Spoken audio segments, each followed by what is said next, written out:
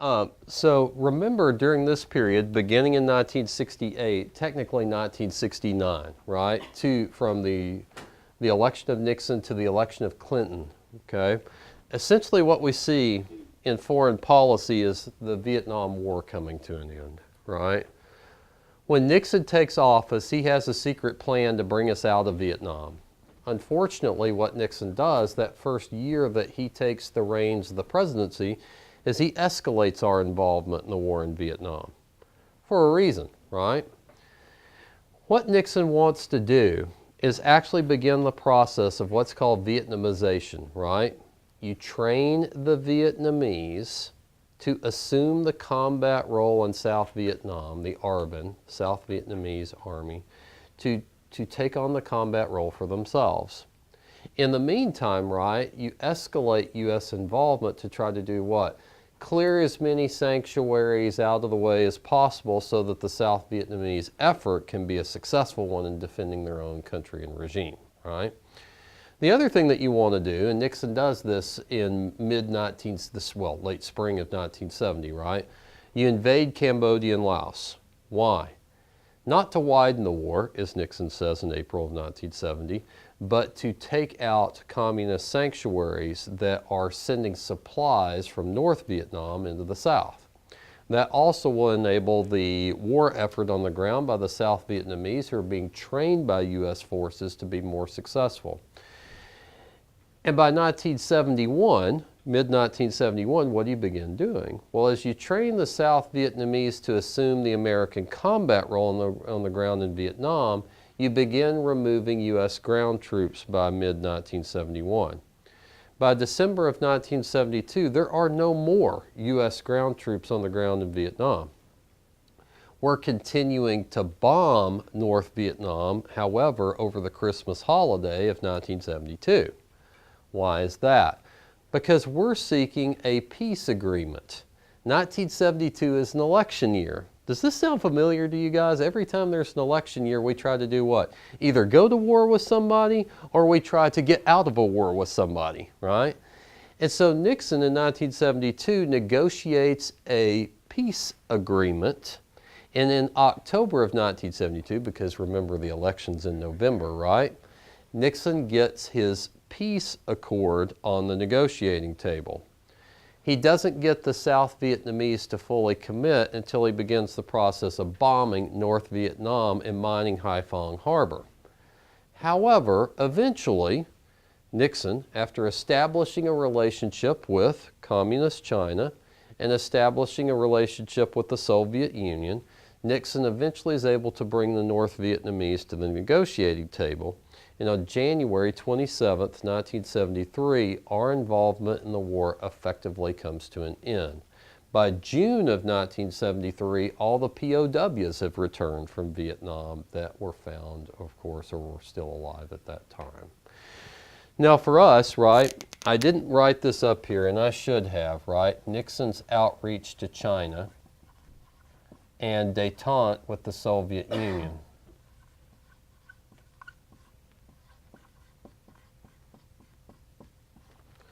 Nixon negotiates, not the complete opening of China to the West, but he does negotiate for us, right, the beginning of the process of opening China to the West. So in other words, he begins this relationship with Communist China that still exists to this day in American foreign policy, right? The other thing that begins during this period, and I think this is really important, is Nixon negotiates with Leonid Brezhnev, the Soviet premier, the first strategic arms limitation treaty or agreement, right? Nixon creates what we call détente. This idea that there is a relationship that's slowly developing between the communist world and the Western world, and we're beginning the process, in other words, of thawing that cold relationship that had existed there, okay? Now for us, Nixon's opening to China and the Soviet Union is critical to extricating us from the Vietnam War. There's something else I should have written up here, and I'm going to put this down as well, right? And that is, and I'm going to write it down as the Middle East, okay? because that's going to make me put something else up here under economics.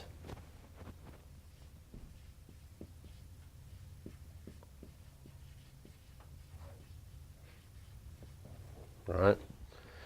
So in the Middle East, since the formation of Israel in 1948 by the Allied powers at the end of the Second World War, there has been tension of this Jewish state that is surrounded essentially by fundamentalist Islamic states. And the U.S., Britain, and France, from the beginning, backed the creation of that regime. And in 1967, when Israel goes to war with its Islamic neighbors, such as Egypt, for example, the United States supports Israeli efforts to defend itself. In 1973, now if you guys want me to put let's just put it up here, okay? In 1973, during the Jewish holiday of Yom Kippur, the Egyptians attack Israel. In the United States, of course, we side with the Israelis. The nations of OPEC, right? It's the Organization for Petroleum Exporting Countries, which are Middle Eastern countries such as Saudi Arabia and others that control a huge amount of the global supply of oil, begin embargoing oil to the United States and other Western countries. And this does what to the American economy? It really begins the process of an economic slide. Long gas lines, gas shortages. It really showcased, as did the war in Vietnam, how a very small country, right, or series, a packed group of countries, could have a huge impact on the United States, on its politics, and certainly in this case with the OPEC oil embargo, on its economy, okay? In 1979, now remember, in the early 1950s, we had executed regime change in Iran. We had put a Western-friendly dictator, essentially, Reza Shah, on the throne of Iran. And as the leader of Iran, right, he had really brought some Western elements into Iranian society. In some cases, he had been oppressive to some of the fundamentalist Islamic elements in Iranian society. By 1978, when the Shah is looking to have cancer treatment and looking to have that done in the West, President Carter invites the Shah to come to the United States to have his cancer treatment. Whenever he leaves Iran to come to the United States, a coup occurs in Iran, and a fundamentalist Islamic cleric by the name of the Ayatollah Khomeini comes to power in Iran. Khomeini has no love for the United States, who he sees as being oppressive, right, to his ideologies. And essentially, what we think of as the Iranian hostage crisis begins a little over a year later. 52 Americans in the U.S. Embassy are held hostage until the Shah will be allowed to come back to Iran for trial. President Carter refuses to have the Shah come back because he fears that, of course, the Shah will be killed or executed, right? So the Ayatollah holds all of the workers in the U.S. Embassy, except for the African American and female workers, which were let go. 52 white workers are held hostage for 444 days in Tehran. Carter attempts to release them. You guys saw this probably in the video today, and if you didn't, you'll see it tomorrow whenever you walk in. Carter attempted to get the hostages released through a helicopter-based operation that fails in April of 1980. It's not until Reagan is elected, until Reagan is giving his inauguration speech, that the hostages are actually released in January of 1981 after being taken prisoner in 1979. In 1991, after the Berlin Wall had fallen in 1989 and all of the Eastern European countries began to get their freedom, the Soviet economy collapses.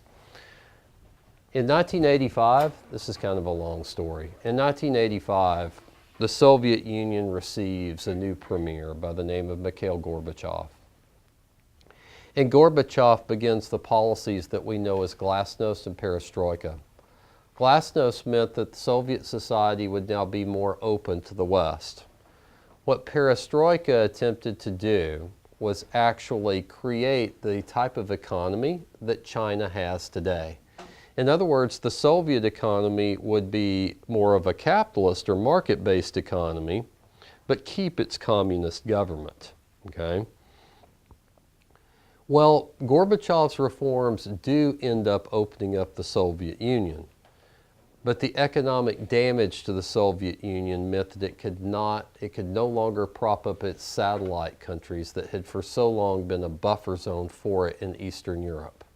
And so one by one, first starting with Poland, then next East Germany, and then Czechoslovakia, which splits into Slovakia and the Czech Republic, Hungary next. One by one, each of the communist satellite states of Eastern Europe achieved their freedom.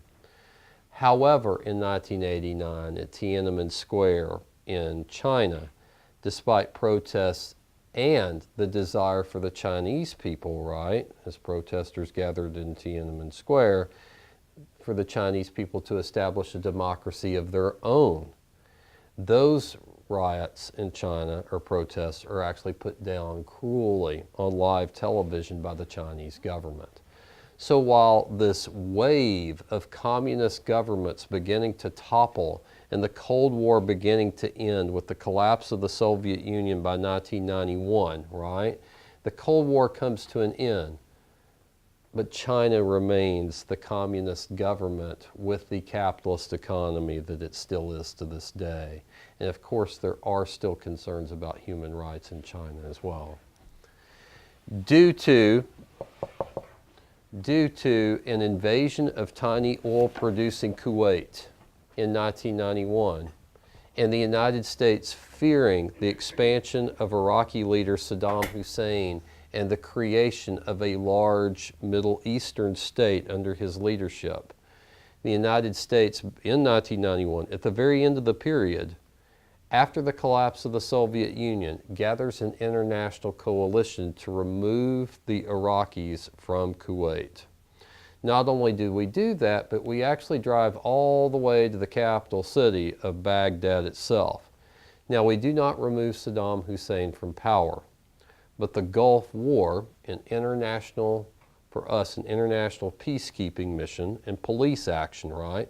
The Gulf War comes to an end in about 6 weeks, okay? Politics. Remember in 1968 and in the election of 1972, the Nixon administration began the process of what we call the Southern Strategy in American politics. What's that? To take people who had essentially been against the civil rights movement, right? Ms. Mostly. Jackson, if you can hear this, please call 6437. Ms. Jackson, Haley Jackson, please call 6437. Thank you. Mostly white working class voters, right? Nixon courts them and takes them away from their traditional voting bloc of being for the Democratic Party and shifts them over to the Republican Party, okay? We also see the rise of conservatism, and this becomes an age of conservatism, right? You know, and it's really funny because in class we're actually going to define conservatism tomorrow. But I want you to think about what conservatism actually is, right? It's more than just a reaction to the civil rights movement. It's more than white working class voters feeling like, for example, the economy and the government has made no gains or has had no interest in them, right? It's also about issues that had been brought forward by the Supreme Court in the 1960s. Remember, they had made laws lax regarding pornography and obscene materials, right? They had also banned school prayer. And for a lot of conservatives, that case, Engel versus Vitale in 1962, was a major step for them in the wrong direction for America, right? There are other issues, right? They saw the massive government spending programs of the Great Society as a failure, right? They also saw America's role in the world being diminished whenever the Vietnam War came to an end. And of course, it looks like the American policy of containment had failed in Southeast Asia. So there's a variety of reasons for the rise of conservatism occurring in American life. The big one is to do what? To restore American prestige on the world stage, but to also restore a sense of confidence in American life here at home, okay? One of the ways in which conservatism also arises is because it's also a backlash to the women's rights movement and to the push for an equal rights amendment as well, right? The greatest political scandal in American history also occurs at the beginning of this era, okay? And this, of course, is the Watergate scandal. Burglars break into the Democratic National Committee headquarters at the Watergate building complex in Washington, D.C. What are they there for? Mostly for information, right? Why are they there? Because President Nixon in 1972 wanted to win the greatest electoral landslide victory in American history as far as the presidency is concerned, right? Does Nixon authorize the break-in? No. Does he authorize the obstruction, right, to prevent the investigation from uncovering who had actually been behind the break-in? Yes. And so Nixon, of course, is removed from office because he resigns. Nixon most likely would have been impeached. Why? Because his own political party, the Republican Party, had turned against him when the taping system that he had put into the White House himself revealed that he was willing to pay off witnesses, right, to the Watergate break-ins themselves. The people who burglarized, remember, and this isn't on the board, but remember, the people who commit the acts of burglary in the Watergate complex were the very same people who had also burglarized Daniel Ellsberg's psychiatry office, who had been the person who had been behind the leak of the Pentagon Papers. And that's what really made Nixon paranoid about the idea, right, of not allowing government secrets to get out into the American public, because that meant a bad public relations nightmare for the Nixon administration. And from that point forward, Watergate became much more of that. Okay? When Nixon resigns in August of 1974, remember Gerald Ford ascends to the presidency. And remember, of course, Ford you're free to go anytime. Remember, Ford pardons Nixon for all of the crimes that he committed in the office of the presidency from 1969 to 1974. Okay? Remember that most Americans are looking for an outsider in American politics, somebody who had nothing to do with the issue of Watergate, who had nothing to do with our policy failures in Vietnam, and somebody who could represent honesty and decency in the White House, right? And so in 1976, Americans turned to Jimmy Carter, the one-term governor of the state of Georgia, right, who had been a nuclear physicist on the one hand, but an engineer, but had also been a peanut farmer on the other.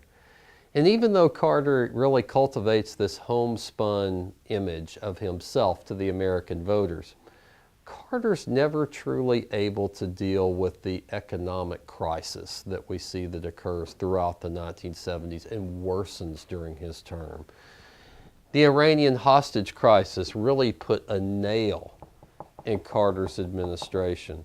But remember, Carter's administration had done some positive things too, right? It had negotiated the Camp David Accords, which brought peace between Israel and Egypt for the first time, right? And remember, that's what had led to the OPEC oil embargo in the first place that had begun the process of crippling the American economy during the 1970s. Carter also made it a point to deal with the abuses of human rights and us supporting poor dictatorial regimes around the world too, okay? But Carter, being unable to deal with the economic crisis that occurred throughout the 1970s, bless you, and being unable to restore American prestige on the global stage, aside from the Camp David Accords of 1978, Carter's unable, of course, to defeat Ronald Reagan in 1980. Ronald Reagan really has the tide of conservatism behind him.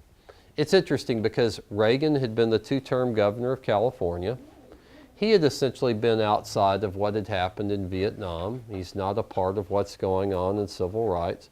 But he really, y'all take care, he really accepts, right, this mantle of being a voice in the White House for the conservative movement, right? And so with Reagan, really the conservatives of the 1970s find their champion, right? Reagan wants to do a couple of things. He wants to really restore America's prestige on the world stage, right? Reagan wants to do something else as well, right? He wants to begin the process of restoring the American economy and confidence in America's political system, right? Reagan initiates a continuation of the arms race. He creates what we call SDI, the Strategic Defense Initiative. Sometimes it's referred to as Star Wars, right? And with the Soviet economy in free fall throughout the 1980s and the Soviets bogged down in a war in Afghanistan, much like the United States had been bogged down in Vietnam, the Soviet economy doesn't have the ability to keep up with another arms race. There's something else that's at work too. Mikhail Gorbachev is willing to open up the Soviet Union to the West. And he begins the process of sitting down and negotiating with President Reagan, beginning in 1985. And between 1985 and 1987, the two world leaders meet 3 times. It's really what we think of as the first steps in the beginning of the end of the Cold War. When Reagan leaves office in 1989, the Cold War is beginning to conclude. That happens under his successor, George H.W. Bush, okay? But I want us to think about Reagan's SDI initiative for just a moment, something that usually students have never heard of. The Strategic Defense Initiative was often called Star Wars because it was an idea that Reagan himself had cooked up. Okay, what SDI involved was a series of satellites that would use lasers to shoot down nuclear weapons while they were in flight. So in other words, no matter what types of nuclear weaponry the Soviet Union produced, they could still never mount an attack upon the United States. And so therefore that meant what? That the Soviet nuclear arsenal was therefore useless.